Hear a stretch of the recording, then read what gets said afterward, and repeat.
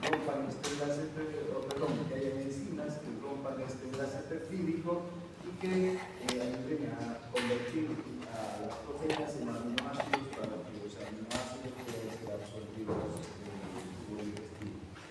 ¿Dónde empieza la digestión de las proteínas? En el estómago. Tenemos la pepsina, que es una enzima que se produce en el estómago, en las células principales de las glándulas tubulares. Está el pepsinógeno, por presencia del ácido clorhídrico, se activa y se convierte en pepsina y luego empieza a, digamos, simbolizar a las grandes proteínas articulares, a las proteínas de origen animal. Estas proteínas entonces van a degradarse a grandes polipéptidos, a péptidos, ¿no? Que van a llegar hasta el duodeno junto con el quimo. Y en el duodeno entonces van a ver las enzimas pancreáticas, la carboxipolipeptidasa, la tripsina, que también, recuerden ustedes, están en forma de precursor, ¿no? El tripsinol,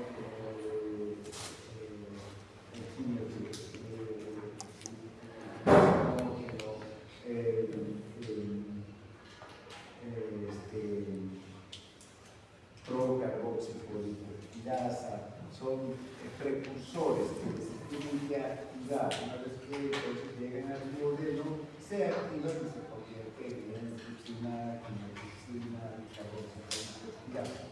Estas enzimas entonces van a seguir con la digestión de los péptidos en el duodeno. A tal punto van a hacer la digestión que los grandes polipéptidos los van a convertir en péptidos, dipéptidos, ¿no? Que van a llegar a las criptas del Liverpool, ya muchos aminoácidos, desde luego, ya van a llegar a las criptas del Liverpool, pero sí hay todavía pequeños péptidos, dipéptidos, ¿no?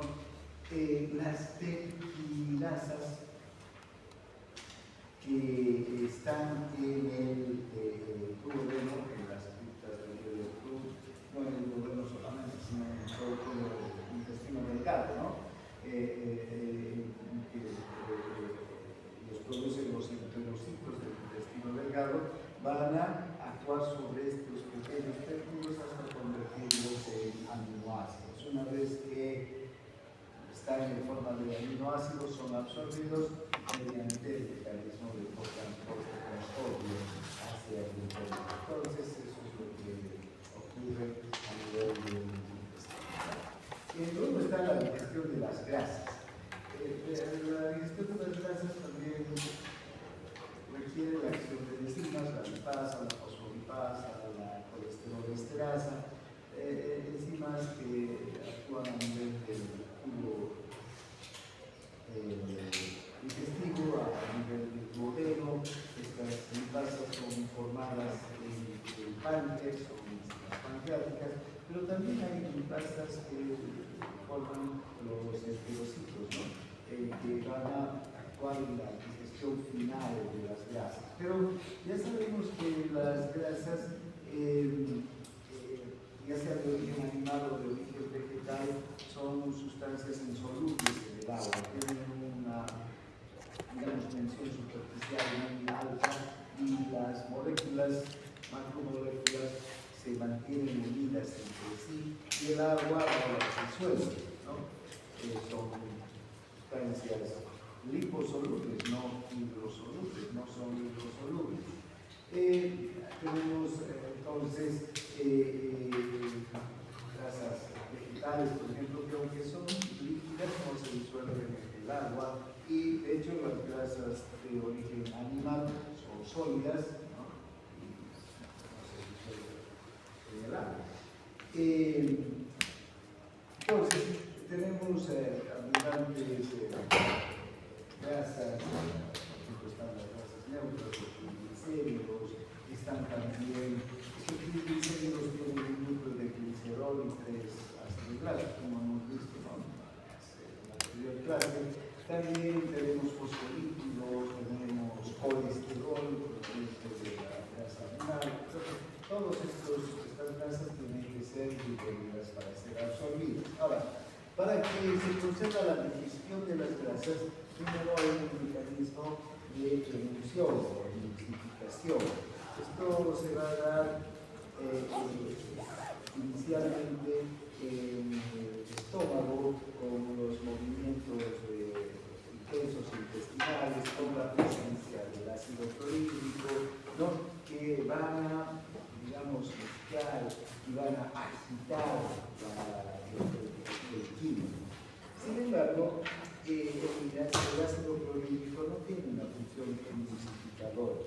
Quien tiene una función emulsificadora es la bilis, a través de los ácidos biliares, ¿no? Y la lecitina que contiene la bilis. Entonces, cuando el quimo, que ya está fraccionado, digamos, ¿no? Que ya ha tenido un proceso de agitación, llega al intestino, sobre estas grandes moléculas, globos de grasa, digamos, va a actuar la bilis que está procediendo de la vesícula biliar, ¿no? La bilis entonces se une a las moléculas grasas y las empieza a separar, pero para esto tiene que haber un proceso también de agitación. Los movimientos del intestino delgado, los movimientos de mezcla, van a producir esta agitación. Es lo mismo que cuando nosotros ponemos cualquier cosa, una polera que está sucia, manchada con grasa, con manteca, aceite, un lavador, le echamos agua y detergente, por sí solo no va a funcionar, ¿verdad? ¿Qué tenemos que hacer? Agitarnos, ¿verdad? Mover, que la grasa se mezcle con perdón, que el detergente, el jabón se mezcle con la grasa y haya ese movimiento del agua para que se liberen las partículas, o en una lavadora también, ¿no? Tenemos el detergente, la ropa y la lavadora, exactamente igual que la lavadora, conocen la lavadora, eso hace el intestino, ¿no? Quita al contenido, al quimo de todos los jugos que están ahí y entre ellos a la bilis para que las moléculas de grasa se liberen, ¿no? Vean, los glóbulos de grasa, estos se van a fragmentar entonces, ¿no? Con la agitación del agua del intestino mezclándose con la bilis y van a llegar hasta formar partículas de glóbulos tan pequeños como una micra, ¿no? Aquí, cuando ya tenemos estos glóbulos de grasa disueltos, ¿no? Entonces la lipasa o la fosfolipasa o la colesterol esterasa, que son las enzimas, pueden actuar sobre la lipasa, sobre los triglicéridos, la colesterol esterasa sobre el colesterol, la fosfolipasa sobre los fosfolípidos. ¿Y qué hacen? Hidrolizarlos, convertirlos en ácidos grasos, los neutros, ¿no? Y fosfatos o ésteres de colesterol que en ese estado son posibles de ser absorbidos, ¿no? La lipasa pancreática es la que va a digerir a los triglicéridos y se va a encargar de formar ácidos grasos libres y triglicéridos también, ¿no? Entonces, es lo que va a ocurrir. Ahora, una vez que tenemos ya digeridos las grasas, ya están digeridos los triglicéridos, ya están digeridos los fosfolípidos, el colesterol, sus fragmentos, ¿no? Tienen que ser absorbidos.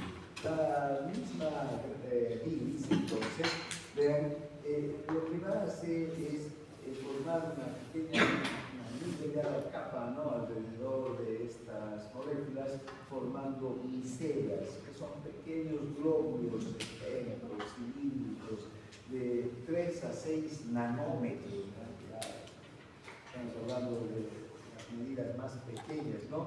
constituidos por moléculas de sales biliares, 30 moléculas de sales biliares, que están rodeando ¿a quién? A un ácido graso, que están rodeando a una molécula de glicerol. ¿Para qué se hace este mecanismo? Para que estas estructuras puedan ser absorbidas, ¿no? Estos núcleos de esterol de las sales biliares rodean a las grasas digeridas y forman un pequeño glóbulo de grasa central, ayudan a la absorción de las grasas.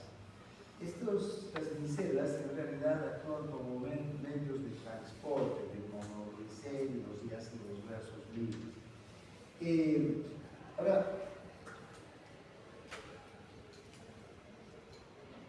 una vez que se absorben estos monoglicéridos junto con los ácidos grasos, con las sales biliares, ¿no? ¿Qué es lo que ocurre? Dentro en el interior del organismo se liberan las micelas y las sales biliares, ¿a dónde van a ir? Otra vez al hígado. Recuerden, hay la circulación enterohepática de las sales biliares. Entonces van a ir estas sales biliares nuevamente al hígado para ser utilizadas. 17 veces pueden circular, ¿no? Para ser reutilizadas, ¿sí? Lo mismo ocurre con esto, ya hemos visto con los triglicéridos, lo mismo va a ocurrir con el colesterol, ¿no? Para formarse este colesterol, el colesterol libre, los fosfolípidos lo mismo, van a liberar ácidos grasos y finalmente fosfatos, ¿no? Bien, ahora, ¿cuáles son los principios básicos de la absorción gastrointestinal?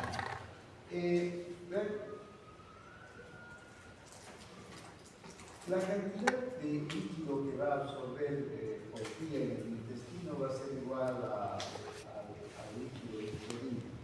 Si nosotros ingerimos 1.5 litros, esa cantidad de litros de agua se va a absorber. Pero además se van a absorber toda la cantidad de líquidos que están en la saliva, en la secreción gástrica, en la secreción duodenal, en la bilis, en las glándulas de Brunner, en las células calciciformes. Es una cantidad de líquido que va secretándose en el tubo y que llega al intestino delgado. Entonces, esos 7 litros de agua, de líquido, también se van a absorber. En realidad, ¿cuánto va a quedar para ser absorbido, reabsorbido en el intestino? Va a ser 1.5 litros, que ya no son absorbidos en el tubo, en el intestino delgado, sino que pasan el ciego y llegan hasta el colon, y ahí recién se va a reabsorber estos últimos 5 litros. Entonces, si al intestino delgado llegan 9 litros por día, el agua que tomamos más el agua, el líquido que se secreta, 7.5 litros va a absorber el intestino delgado y va a dejar 1.5 para que el colon, ¿no?, reabsorba, y en las heces fecales sale una cantidad muy pequeña de líquido, ¿no?, de 100 a 200 mililitros que forman las heces fecales. Bien, entonces 1.5 van a pasar al colon. En el estómago prácticamente no hay absorción. Sin embargo, las sustancias ácidas se pueden absorber en el estómago. ¿Qué sustancias se pueden absorber en el estómago? El alcohol, por ejemplo, tiene absorción en el estómago. Y algunos medicamentos como los AINES, los antiinflamatorios, minoxidil, ácido acetilsalicílico, eso se absorbe en el estómago, ¿sí? Después, nutrientes no se absorben, ni agua casi en el estómago. Ahora, la superficie del intestino delgado tiene que estar, digamos, diseñada para la absorción, ¿no? Vean esta mucosa del intestino delgado no es la que nos imaginamos en los 5 metros, digamos, no es como el intestino delgado, no es una superficie lisa como esta pared, ¿no? Es que aquí hay 10 metros hasta la puerta, son 10 metros de absorción, no. La mucosa del intestino delgado tiene muchas depresiones, velocidades, microvelocidades, que hacen que la superficie de absorción sea multiplicada, o sea, que esos 5 metros se multiplique enormemente la superficie de absorción. Puede llegar a tener una superficie de absorción de hasta 250 metros cuadrados el intestino. Imagínense lo que es 250 metros cuadrados. Es multiplicar 10 por 25, ¿no? No, 10 por 25, exacto. 25 metros por 10, nos da 250 metros. Imagínense cómo se extiende el intestino, que solamente tiene 5 a 7 metros de largo, pero gracias a que hay, ¿no?, las válvulas conducentes o pliegues de Kerki, está en las microvelocidades, está en las velocidades, que van a ir aumentando la superficie de absorción, ¿no? Y cada una de estas estructuras es capaz de contribuir a que se vayan aumentando primero las velocidades hasta 10 veces, o en las microvelocidades 20 veces más, los pliegues de Kelvin que van a aumentar unas 1000 veces la superficie de absorción. Tenemos estos 250 metros.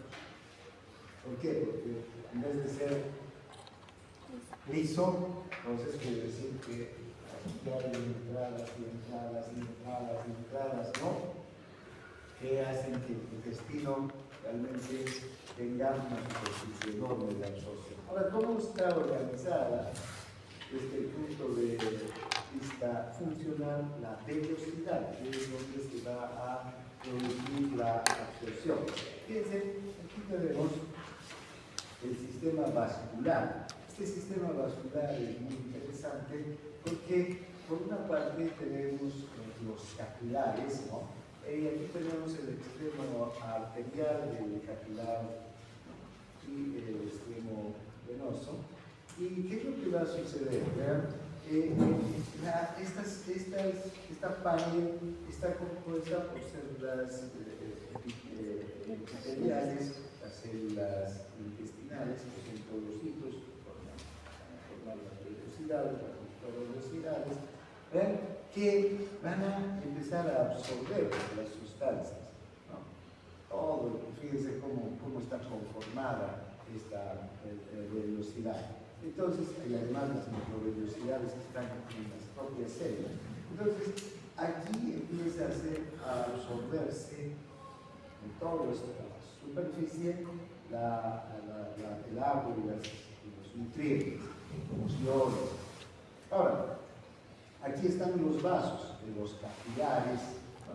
Primero las arteriolas, los capilares, el extremo arterial, el extremo venoso. Pero además estos capilares tienen estas,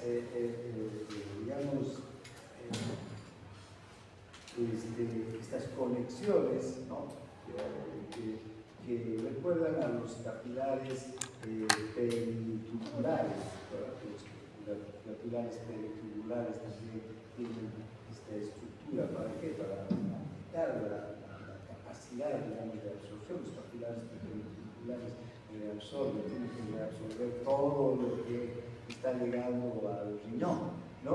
Entonces tenemos este sistema, ¿no?, de vasos que van a ayudar a una reabsorción intensa, en este caso una absorción intensa de todos los nutrientes. Son arterias tipo arciformes, ¿no? Está a nivel de la vellosidad. Bien, ahora, en el centro de la vellosidad también podemos observar en este centro de esta estructura que ya no es un vaso sanguíneo, este es un vaso linfático, ¿sí? Son los vasos quilíferos, linfáticos quilíferos. ¿Para qué sirven estos linfáticos? Para la absorción de la grasa. Las proteínas, los hidratos de carbono, el agua, los iones, no las proteínas, los aminoácidos, los hidratos, los monosacáridos, el agua, los iones, vitaminas, sustancias, fármacos que se absorben, fíjense, se absorbidas desde aquí, porque esta es la luz del intestino, estos son los enterocitos, entonces van a pasar ¿a dónde? Al sistema sanguíneo, ¿no es verdad? Luego van a ser transportados ya por las venas mesentéricas a la porta, al hígado y a la circulación, ya a todas las células, llevando los nutrientes. Pero fíjense estas estructuras de aquí, estas no son estructuras que llevan sangre, sino que llevan linfa. Estas estructuras favorecen la absorción de los ácidos grasos. Entonces, los ácidos grasos no se transportan por la sangre, sino por la linfa. Y por la linfa van a ir los vasos linfáticos hasta el conducto torácico, de ahí van a llegar hasta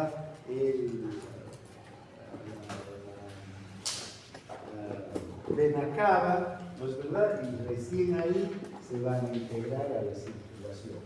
O sea, no van a ser absorbidos directamente entonces a la boca. Por eso tenemos este conducto quilífero. Si hacemos un corte por aquí, entonces, vean, ¿qué estamos observando? Los enterocitos, esta es la vellosidad, perdón.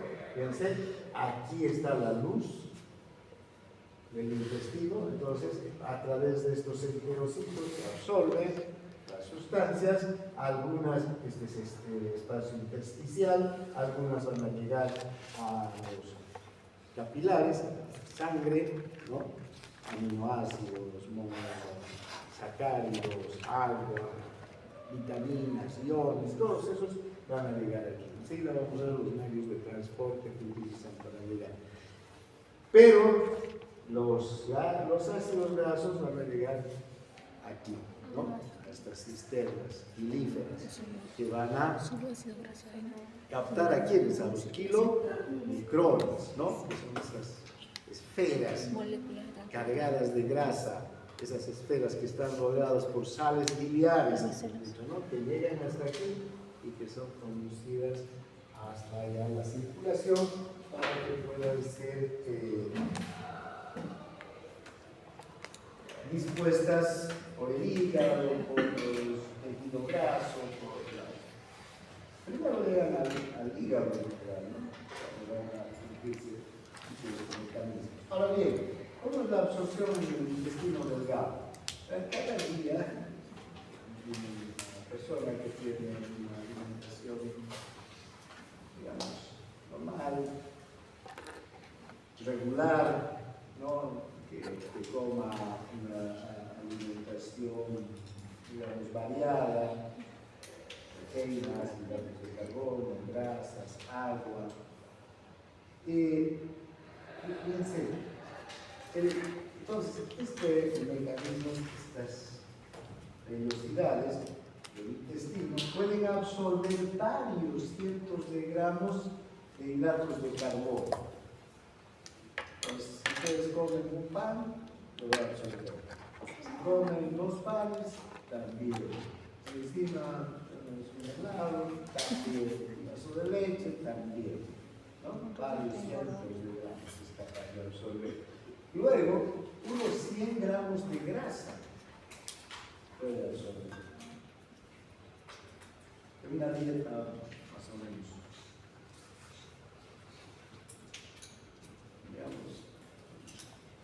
normal, ¿no? Esta grasa que viene con la leche, que viene con la mantequilla que se usa, o con un bife, o con los aceites que echamos, cualquier tipo de líquido, ¿no? Va a absorber. Luego, vean de 50 a 100 gramos de aminoácidos que pueden haber llegado con la carne, con los huevos, con la propia leche, con queso, con proteínas de tipo vegetal también, aminoácidos, ¿no? Y 50 a 100 gramos de iones, vean la cantidad de iones que llegan, ¿no? ¿Qué iones van a ser mayoritarios aquí? El potasio en especial, no llega mucho potasio, ¿no? Llega mucho sodio, además calcio, cantidad de calcio, magnesio, cloro, tanto como sodio, ¿no? Bien, entonces, si comemos salado, más todavía, ¿no? Fíjense, ¿y cuánto de agua? De 7 a 8 litros de agua, como acabamos de decir. Ahora, esto podríamos aplicar a una persona de 70 kilos, unos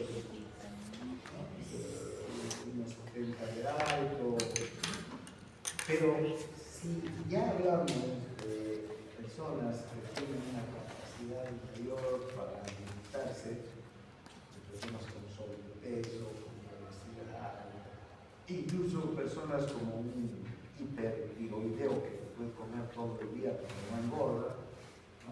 Esa es la característica del hipertiroideo, o de atletas, ¿no? Vean, puede llegar a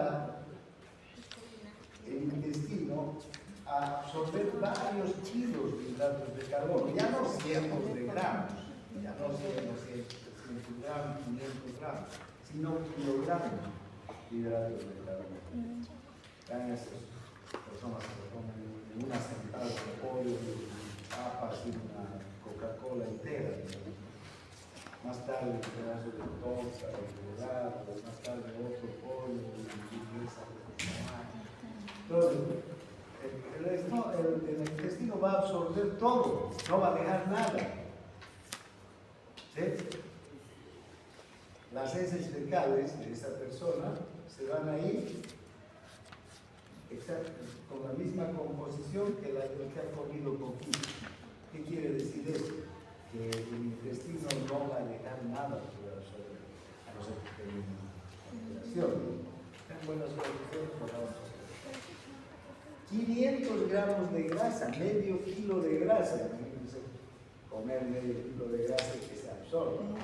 De 500 a 700 kilogramos o gramos de proteínas, ¿no?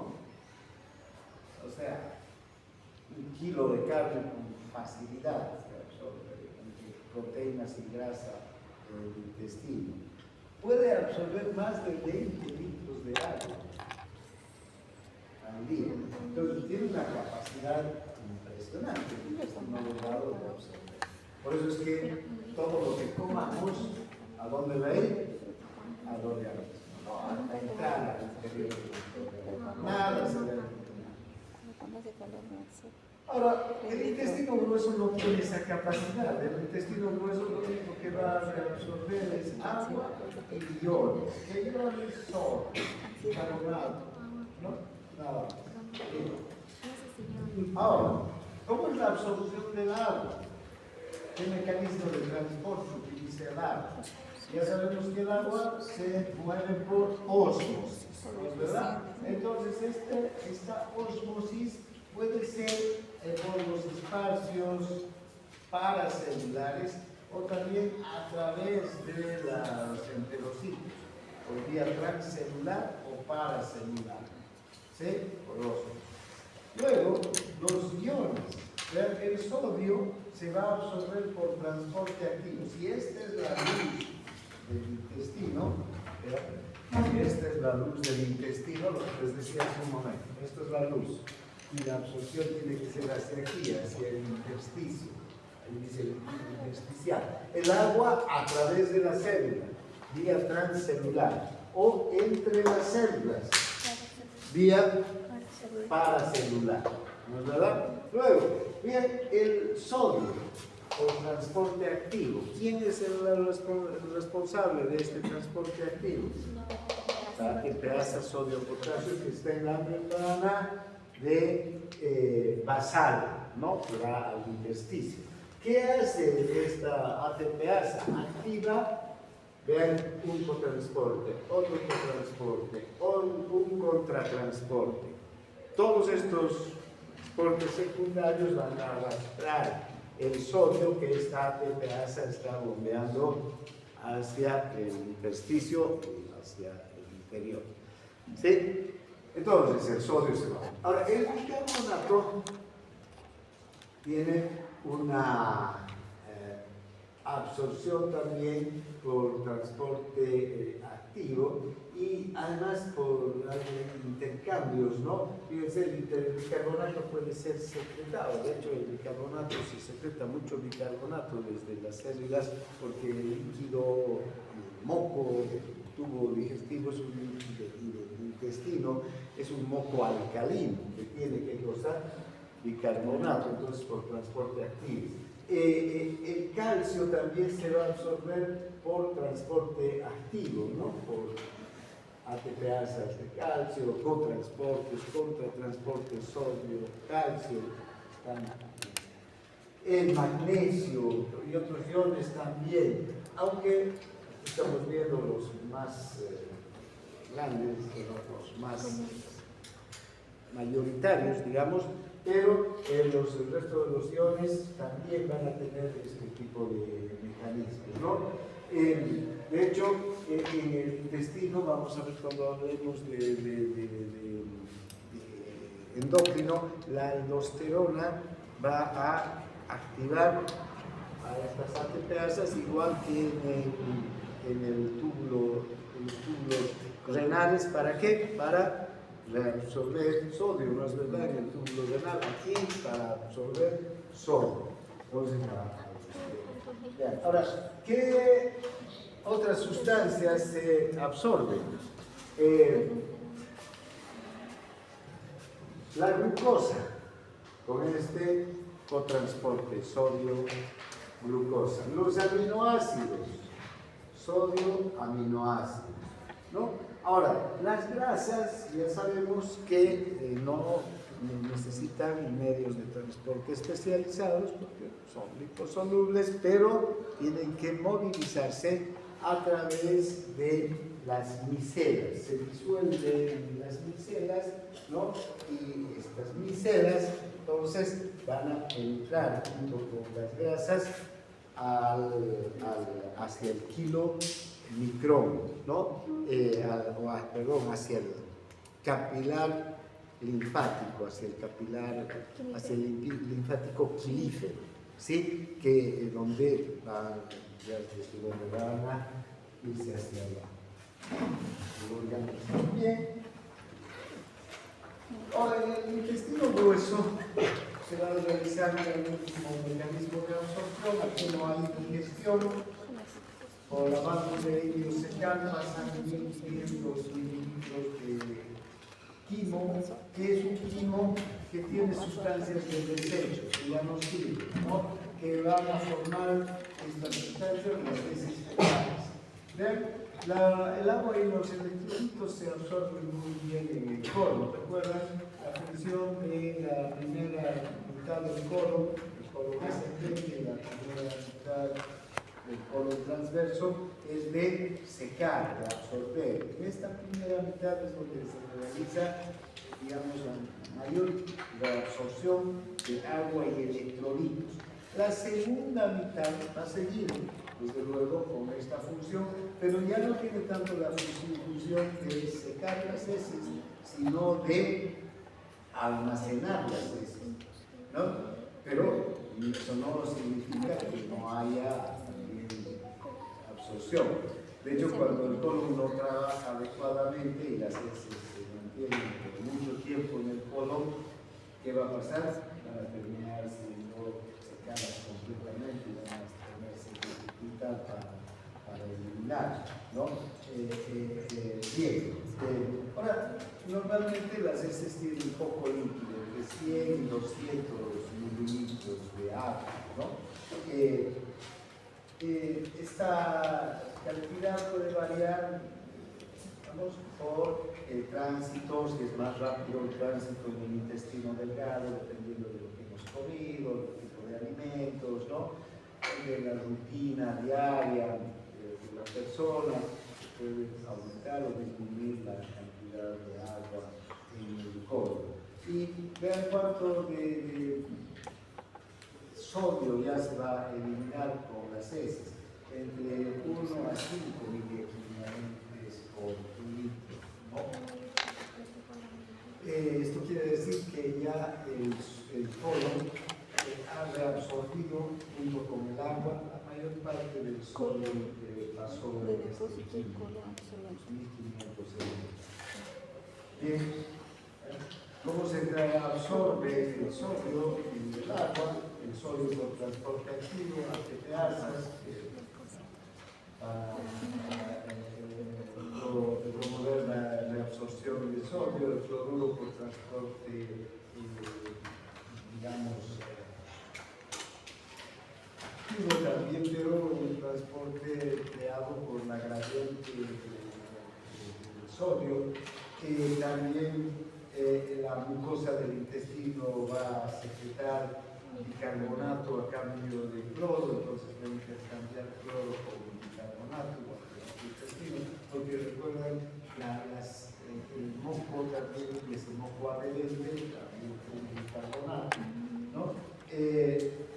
Bien, entonces, ¿cuánto absorbe normalmente el colon? Entre 1.5 o 2 litros de agua, pero puede llegar a absorber hasta 5 o 8 litros de agua, si es que casi, ¿no? Eso es especial. Bien, finalmente tenemos ya lo último de la digestión, que son la formación de las heces, ¿no? Las heces fecales entonces están formadas por porcentajes de agua y materia sólida. Vean, unas 3/4 partes de agua y una 1/4 parte de materia sólida, ¿no? Entonces, la materia sólida, ¿qué contiene? Bacterias muertas, grasas, 30% de bacterias, 10 a 20% de grasa, 10 a 20% de materia inorgánica, sales, ácidos, ¿sí? Que no son orgánicos, 2 a 3% de proteínas, 30% de productos no digeridos, fibras, por ejemplo, ¿no? Pigmentos minerales, células epiteliales desprendidas. Por eso es que cuando consumimos mucha fibra, la fibra no se digiere, ¿verdad? Y aumenta el polvo de la materia fecal. Bueno, que las personas que tienen tendencia a estreñimiento, por ejemplo, consumen mucha fibra porque aumenta el polvo de la materia fecal y favorece su digestión. Entonces, todos los productos estos no digeridos van a aumentar el volumen de la materia fecal. Ahora tenemos normalmente el color de las heces es un color pardo, ¿no? Que tiene que ver, está dado por la estercobilina, que tenemos una forma de bilirrubina, y la urobilina que está presente. Y el olor es producto de la acción bacteriana sobre las heces fecales, porque hay una flora, ustedes saben, saprófita, en el intestino delgado, que mantiene incluso el equilibrio ácido-base en el intestino delgado y que favorece los procesos biológicos. Bien, aquí terminamos con el digestivo.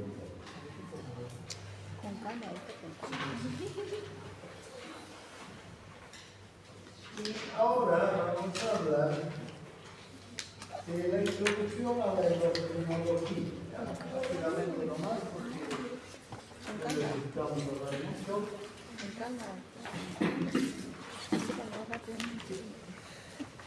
Bueno, nuestro organismo, como han podido observar, cumple múltiples funciones, ¿no? Tiene muchos sistemas. Y todos estos sistemas no actúan de manera independiente, todos actúan de manera coordinada. No es que el sistema respiratorio actúa por su cuenta y hace lo que le dé la gana, el sistema cardiorrespiratorio igual, el digestivo o el renal. Todos los sistemas entonces tienen una coordinación necesaria. Si falla esta coordinación, empieza a alterarse el funcionamiento del organismo. Ahora, esta coordinación está determinada por dos sistemas, suprasistemas, diríamos. Uno es el sistema nervioso, ¿no? El sistema nervioso central, con sus componentes sensitivos, motor y integración. El sistema nervioso autónomo, con el sistema simpático y parasimpático, el sistema entérico, ¿vean? O sea, tenemos mecanismos de coordinación neurológica importantísimos, en los cuales nuestros órganos, ahí sí trabajarían cada uno por su lado. Vean cuántas respuestas simpáticas, parasimpáticas hay en diversos tipos de nuestro organismo, ¿no? El frío, el calor, las emociones, la temperatura, el dolor, todos desprenden respuestas maravillosas que hacen que se mantenga la homeostasis. El otro sistema es el sistema endocrino.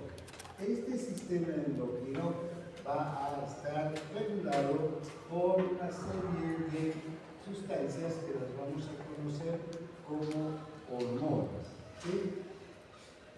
Ahora, tanto el sistema nervioso como el sistema endocrino regulan las actividades del organismo, las actividades de las células, de los órganos, de los tejidos, mediante la interacción de diversas sustancias tipo mensajeros químicos, ¿verdad? Un neurotransmisor, ¿qué es? Un mensajero químico, ¿no? Un neuromodulador, ¿qué es? La acetilcolina, la adrenalina, la dopamina, la serotonina, son sustancias químicas que actúan regulando la función del organismo, respondiendo a estímulos, produciendo excitación, inhibición de los tejidos. Las hormonas también son sustancias químicas que van a tener mecanismos parecidos a los neurotransmisores. De hecho, muchos neurotransmisores también funcionan como hormonas, ¿no? La propia adrenalina, ¿verdad? En algunos casos es un neurotransmisor, así como la repite, y en otros casos es una neurohormona, o la noradrenalina. Entonces, las hormonas también son entonces sustancias químicas que actúan como mensajeros, llegan hacia las células y van a producir efectos en las células. Bien, entonces, tenemos una serie de mensajeros químicos que regulan las funciones del organismo. Los neurotransmisores, ¿no? Actúan generalmente controlando las funciones nerviosas, las hormonas endócrinas, ¿no? Que producen las glándulas de secreción endócrina, también influyen en la función de las células. Una glándula como el páncreas, tiene los islotes del área, produce insulina, la insulina va a ser secretada hacia la circulación y la insulina se va a dirigir a células lejanas va a cumplir una función. Las hormonas neuroendócrinas, que son secretadas por las neuronas hacia la sangre. ¿En qué se diferencian las hormonas neuroendócrinas de los neurotransmisores? Los dos son liberados por neuronas. La única diferencia es que los neurotransmisores actúan en la propia sinapsis, en la neurona postsináptica. La neurona presináptica es la que libera el neurotransmisor y la neurona postsináptica es la que es excitada por el neurotransmisor. En este caso de las neurohormonas, o hormonas neuroendócrinas también llamadas, la neurona libera al neurotransmisor, pero el neurotransmisor va hacia la sangre y de la sangre se dirige hacia, o por la sangre, a través de la sangre se dirige hacia órganos lejanos, igual que una hormona endócrina, igual que la insulina. Por ejemplo, una neurohormona, les decía, es la adrenalina que se libera en la médula suprarrenal. ¿Es verdad? No actúa en la propia médula ni en la neurona postsináptica de la médula. ¿Dónde actúa la adrenalina? Va al corazón, va a lugares lejanos, en otras partes. También hay hormonas parácrinas, ¿no? Secretadas por las células hacia el líquido extracelular y actúan sobre células vecinas, ¿no? Histamina, por ejemplo. Hormonas autócrinas producidas por las células y que pasan al líquido extracelular y que vuelven y que actúan sobre la misma célula, ¿sí? O citocinas, péptidos secretados por las células hacia el líquido extracelular y que actúan como hormonas autócrinas, parácrinas o endócrinas. Las citocinas que intervienen, por ejemplo, en el proceso inflamatorio que hemos visto, ¿no? Actuar sobre propias células, otras células vecinas, sobre células que están en la médula ósea para regular la producción de linfocitos, de leucocitos. Entonces tenemos esta variedad de transmisores químicos que actúan regulando las funciones del organismo. Hoy nos vamos a ocupar de las hormonas endócrinas, las que son producidas por glándulas, ¿sí? Van a verter su producto de secreción hacia la sangre y a través de la sangre los productos químicos se van a dirigir hacia muchas partes del organismo. Ahora, ¿dónde tenemos las localizaciones anatómicas de estas glándulas que van a funcionar como glándulas endócrinas? Fíjense, podemos encontrar glándulas endócrinas en el sistema nervioso central. El propio hipotálamo es una glándula de secreción endócrina para los las hormonas liberadoras de las hormonas hipotalámicas. De las hormonas hipofisarias. La hipófisis es otra glándula de secreción interna. Tenemos de afuera del sistema nervioso central la glándula tiroides, en el abdomen tenemos el páncreas, en el riñón, el propio riñón, ¿se recuerdan? Va a producir la eritropoyetina, que es una hormona estimular a la médula ósea. En la cápsula suprarrenal, la cápsula suprarrenal tiene una porción de 3 zonas, ¿sí? La corteza, la médula, que van a producir cortisol, aldosterona, andrógenos, van a producir adrenalina, noradrenalina, ¿no? La médula suprarrenal. Vean, los ovarios y los testículos también funcionan como hormonas. La placenta funciona como hormonas. Como glándulas de secreción porque producen hormonas. Los testículos, la testosterona, los ovarios, estrógeno y progesterona. Fíjense, tenemos entonces hormonas por todo, o glándulas de secreción interna, glándulas endócrinas por todo el organismo. El tejido graso produce la leptina. El estómago, ¿qué hormonas produce? la gastrina, la colecistocinina, ¿no? Porque son sustancias que se producen en una célula y actúan en tejidos diferentes. Entonces, ahora, ¿en qué intervienen estas hormonas? En el metabolismo, en el crecimiento, en el equilibrio hidroelectrolítico, en la reproducción y en el comportamiento. Fíjense, si ustedes ven todas estas funciones de las hormonas, sin hormonas no habría un funcionamiento coordinado de todo el organismo. Cada célula funcionaría, seguramente, pero no de una manera coordinada, haciendo que, para empezar, se mantenga la homeostasis. ¿Sí? Y para continuar, puedan desarrollarse actividades tan sincrónicas como las que desempeñamos los seres vivos. Entonces, es importante también.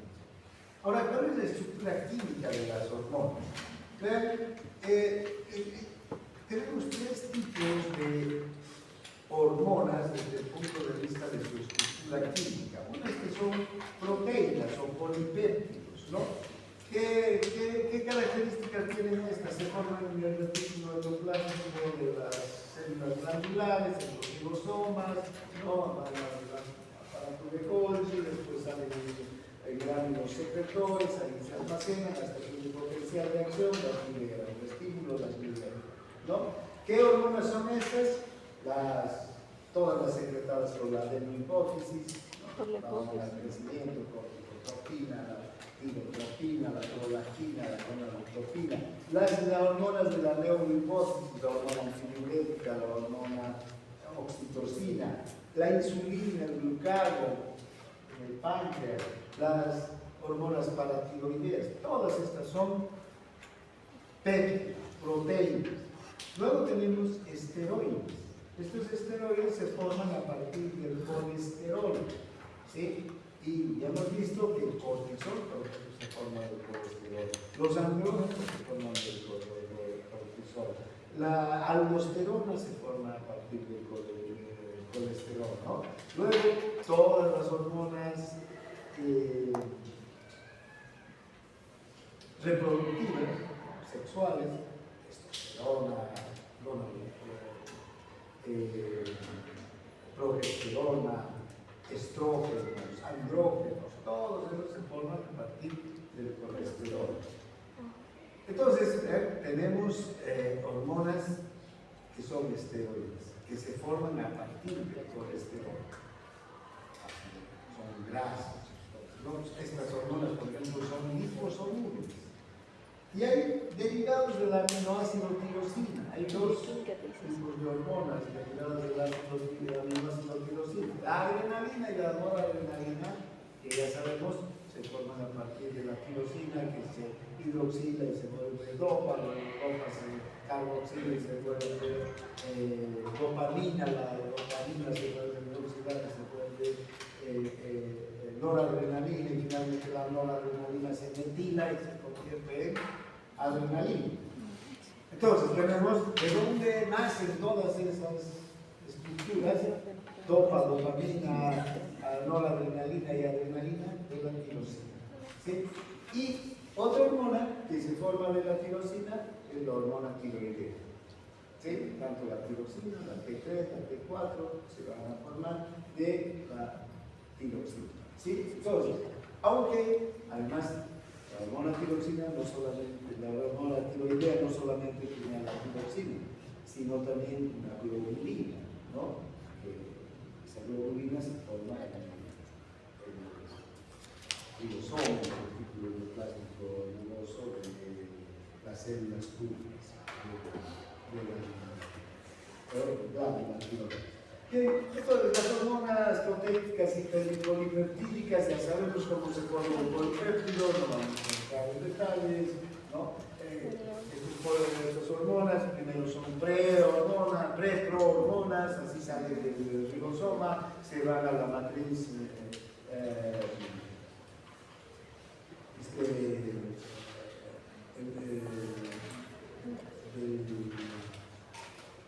retículo endoplasmático endoplástico tuboso. En esa matriz, otras hormonas la van a convertir en una prohormona. Esta prohormona se va a encapsular, se va a ser llevada en unas vesículas hacia el aparato de Golgi, y en el aparato de Golgi tiene su última, digamos, transformación hasta convertirse en la hormona activa, que ya va a salir a una vesícula y va a estar lista para ser liberada, ¿no? Luego, las hormonas esteroideas se forman a partir del colesterol, todas tienen esta estructura, 3 anillos ciclohexilo y un anillo ciclopentano, pueden ver, ¿no? Los 3 ciclohexilo y el ciclopentano, solamente estos radicales van a cadenas laterales, son los que varían, todos son iguales y todas son liposolubles, todas penetran en el intersticio y la sangre y hacia los lugares donde van a actuar. Luego están las hormonas derivadas del aminoácido tirosina, ya les decía, las hormonas tiroideas, que tienen que formar la tiroglobulina. Una vez que se forma la tiroglobulina, esta recién se va a unir al yodo y a partir de la unión con el yodo se va a formar la yodotironina, la yodotironina, la mioxina, ¿no? Todas las hormonas, de 1, 2, 3 y 4, que los vamos a ver en detalle.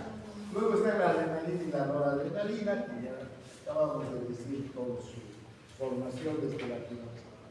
Bien, una cosa importante para todas estas hormonas, y por eso es importante recordar de dónde vienen polipéptidos esteroides y derivados de la tirosina, es que sus receptores van a estar dependiendo del tipo de hormona, ya sea en la membrana o en el citoplasma o en el núcleo. De todas las hormonas que son polipéptidos, el receptor está en la membrana.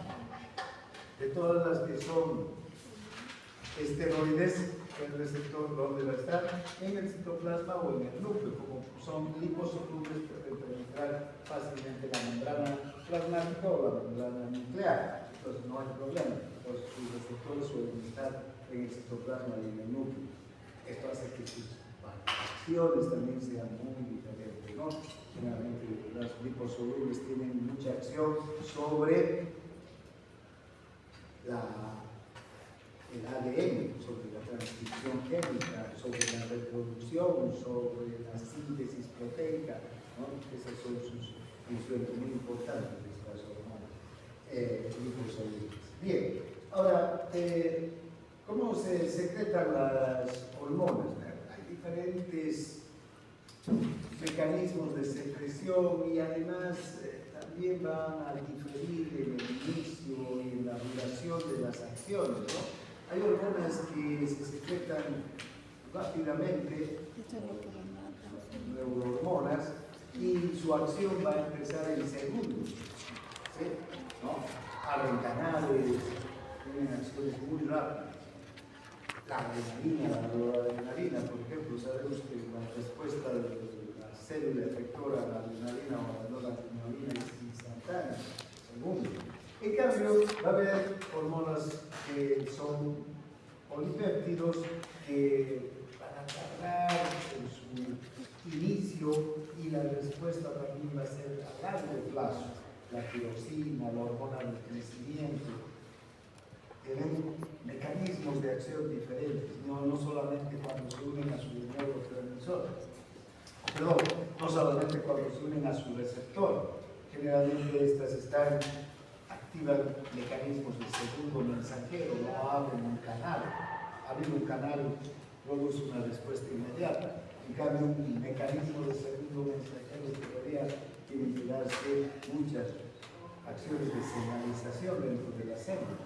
Pues tarda la respuesta y muchas de estas acciones duran semanas, meses, incluso, ¿no? También otra característica de las hormonas es que tienen una concentración muy baja en la sangre. Son sustancias que están en muy poca concentraciones. Estamos hablando de picogramos, ¿no? Esto significa millonésimos de un gramo en la sangre. No es como los iones o la glucosa, ¿no? Las podemos medir en equivalentes, en gramos, en miligramos, no, esto es muy poca cantidad. Pero una característica de estas sustancias es que una pequeña cantidad es capaz de producir efectos potentes. ¿Sí?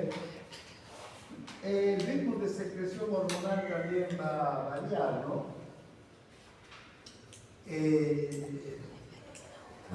Se secreta muy poca hormona también, porque ya les digo, no hace falta mucha hormona, son cantidades muy pequeñas, pero algunas hormonas se van a secretar, por ejemplo, en la mañana, como el cortisol, cuando nos despertamos, media hora después estamos secretando cortisol, otras como la hormona del crecimiento cuando estamos durmiendo, otras después de que comemos, otras después de que tenemos una emoción. Fíjense, el ritmo, el momento de secreción de las hormonas también varía. Cada hormona tiene su ritmo circadiano, ¿no? Que le es propio, ¿no? Ahora, todas las hormonas se controlan por mecanismos de retroalimentación negativa que son la mayor parte. ¿Sí? ¿Qué quiere decir esto? Entonces, cuando una hormona disminuye en su concentración en la sangre, inmediatamente, ¿no? Hay mecanismos de retroalimentación negativa que vuelven a la hormona a ponerla en el valor, digamos, normal. Por ejemplo, si disminuye el cortisol, hay una disminución del cortisol, que va a ocurrir inmediatamente el hipotálamo es el que percibe esta disminución del cortisol y cómo lo percibe la disminución del cortisol a través de las acciones que tiene que hacer el cortisol, ¿no? Y ¿qué es lo que hace? Libera a la hormona liberadora de la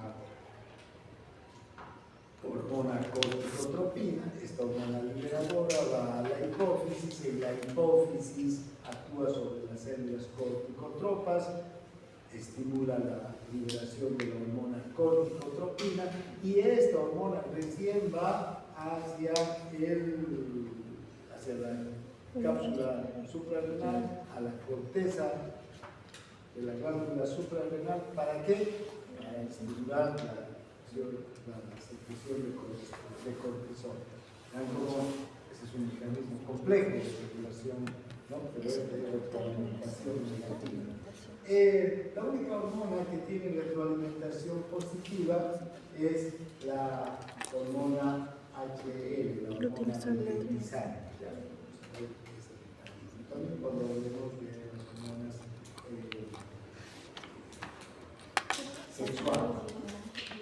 Y lo que les decía hace un momento, hay variaciones cíclicas en la secreción de las hormonas, cambio de gestación, de desarrollo, etapas de crecimiento, el momento del día, etapas del sueño, la actividad.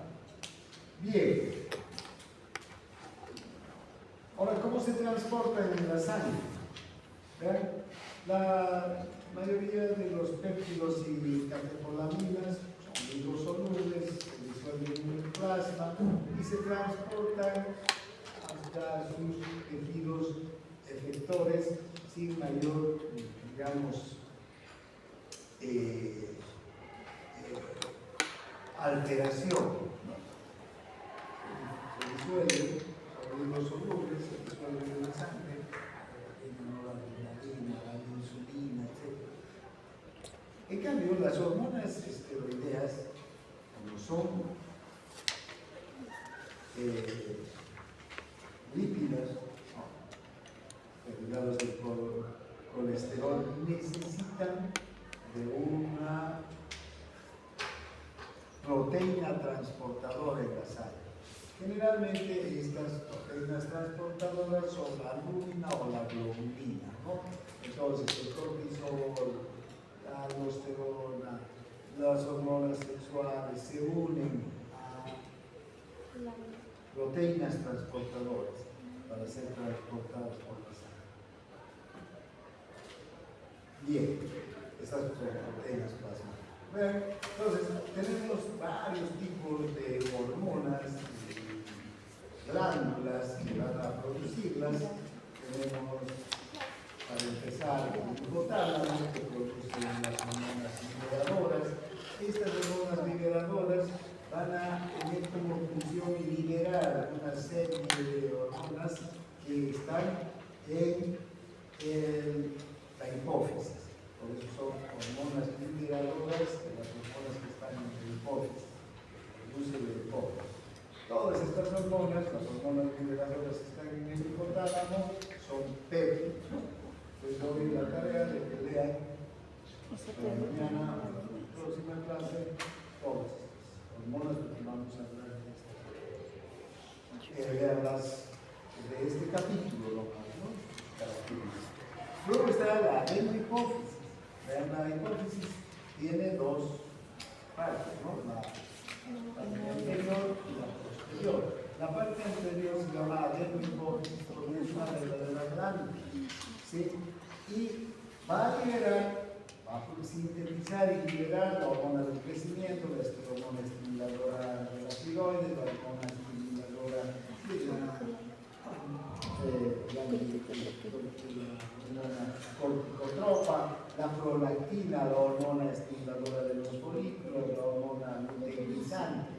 Todas estas hormonas, excepto la del crecimiento, también van a ir sobre otras glándulas a estimular la secreción de otras hormonas. Por ejemplo, una hormona estimuladora de la tiroides va a ir a la tiroides para estimular la síntesis y la secreción de hormona tiroidea. Es la que recién va a actuar en los tejidos. En cambio, la hormona del crecimiento va a salir de la hipófisis, de la adenohipófisis, y se va a dirigir directamente a las células a cumplir con su función, ¿no? Bien, luego tenemos ver la neurohipófisis. Estas hormonas se producen en los núcleos supraópticos y paraventriculares del hipotálamo y luego van a enviar su axón, ¿verdad?, hacia la neurohipófisis y ahí se van a liberar. Ya hemos visto cómo actúa, ¿no es verdad?, la hormona antidiurético vasopresina. ¿Dónde va a entrar? También puede ir hacia las arterias, por eso se llama vasopresina, una contracción de presión. La oxitocina va a ir hacia dónde? Hacia el útero y también hacia los catalíticos de las manos. La tiroides es otra glándula que produce las hormonas tiroideas y la calcitonina. Las hormonas tiroideas incrementan el metabolismo en todos los órganos y la calcitonina va a favorecer el depósito de calcio a nivel del hueso y va a reducir la concentración del calcio en el líquido. La corteza suprarrenal, el cortisol y la aldosterona. Hemos hablado de estas hormonas, aunque vamos a volver a hablar, ¿no? La médula suprarrenal, la noradrenalina y la adrenalina. El páncreas, la insulina, vamos a estudiar muy en detalle la insulina y el glucagón, porque estas favorecen el metabolismo de hidratos de carbono, de proteínas, de grasas, e incluso la insulina interviene en el crecimiento. Si ustedes observan, todas estas hormonas son péptidos, ¿no? Luego, tenemos la paratiroides, que va a formar la hormona paratiroidea, que controla la concentración de calcio en el organismo, también un péptido. Los testículos, la testosterona, favorece el desarrollo del aparato reproductor masculino, las funciones masculinas. Este es un esteroide. Los ovarios, los estrógenos y la progesterona, que también estimula el desarrollo y crecimiento del aparato reproductor femenino y las funciones femeninas, en especial durante la reproducción. Son también esteroides. La placenta actúa también como una hormona o una glándula, forma la glándula coriónica, la somatostatina humana y el estrógeno progesterona, que también van a estar presentes durante el embarazo, ¿no? El parto. El riñón, vean, renina, vitamina D y eritropoyetina. El corazón, el péptido natriurético auricular. Recuerden que la función tiene esto, va a los túbulos, ¿para qué? Para eliminar agua, ¿no? Cuando el volumen aumenta. El estómago, la gastrina, el intestino delgado, secretina, colecistocinina, y los adipocitos, la argentina. Bien, vamos un poquito más, ¿ya? ¿Cómo actúan las hormonas en las células efectoras? Tienen que actuar sobre receptores y activar estos receptores. Si no hay receptor, la hormona no puede actuar. Es igual que un neurotransmisor, ¿recuerdan? Las acciones de la hormona están determinadas por tiempo, el tipo de receptor que tiene, ¿no? Tienen que haber un receptor específico para cada hormona, tiene que haber afinidad entre el receptor y la hormona, ¿no? Hay receptores en la membrana celular. Generalmente estos receptores en la membrana celular son para hormonas proteínicas, polipeptídicas y las catecolaminas. Hay receptores en el citoplasma, hormonas esteroideas, y en el núcleo también para las hormonas esteroideas y para las hormonas tiroideas. Aunque la hormona tiroidea es hidrosoluble, tiene un transportador en la membrana que la transporta en el interior de la célula, la T3 y a la T4 transporta. Entonces, cuando la hormona se une al receptor, se desencadena una cascada de reacciones dentro de la célula. Esta cascada de reacciones puede ser, en el caso de la adrenalina o la noradrenalina, solamente abrir un canal para que aumente la concentración de sodio y de calcio dentro de la célula y se produzca el efecto, ¿no? La despolarización. Pero la mayor parte de las hormonas está vinculado a mecanismos de segundo mensajero. Y estos mecanismos de segundo mensajero sí que van a desencadenar muchas reacciones. De hecho, veamos la insulina.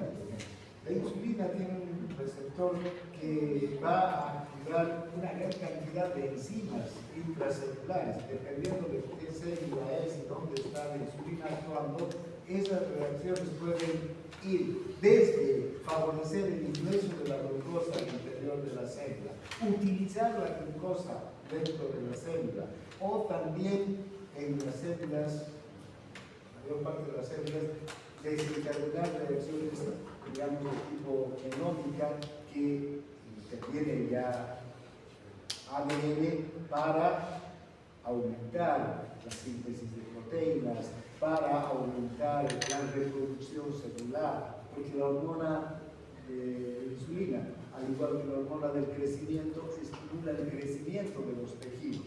No solamente tiene acción metabólica, también el crecimiento de los tejidos y la conservación de los tejidos.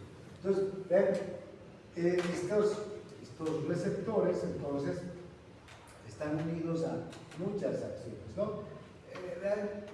Algunas hormonas entonces van a activar receptores unidos a canales iónicos, otros van a receptores unidos a proteína G, receptores de segundo mensajero, mecanismos de activación de adenilciclasa, guanilciclasa, fosfolipasa, ¿no?